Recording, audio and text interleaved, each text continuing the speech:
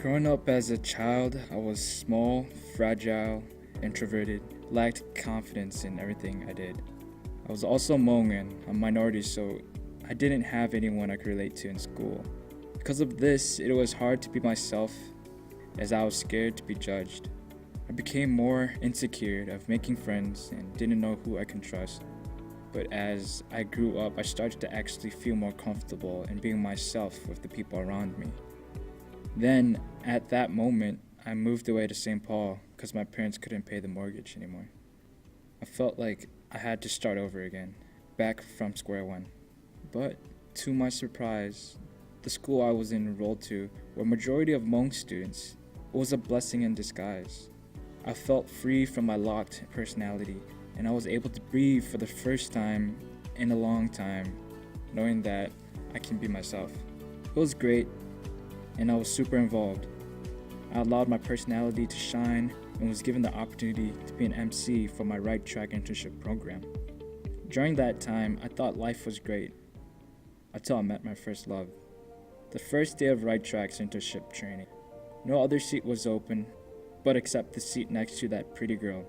I sat next to her and pulled up the courage to say hi, and as I did, my voice cracked and it was embarrassing, the worst first impression ever.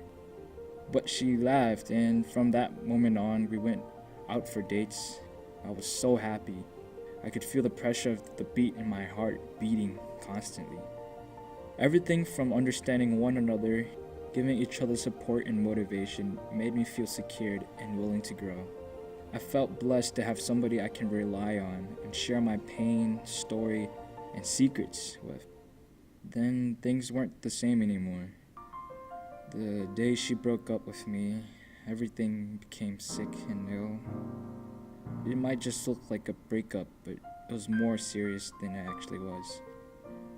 I started to lack motivation to complete senior year strong. I stayed in bed only just to cry and agonize about how much it hurt. Felt weak, fragile, insecure, and built anxiety and developed depression. At one point, I couldn't just hold it in anymore, and I sought for help from my mother.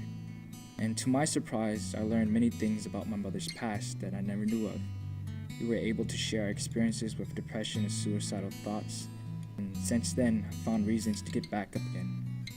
I learned how to keep overcoming battles that will occur in my life. I learned to understand everyone has their own stories, pain, and some people in the world might have it worse than I do. In the end of the day, only I can decide whether what I want for myself. No excuse should be preventing me from being happy.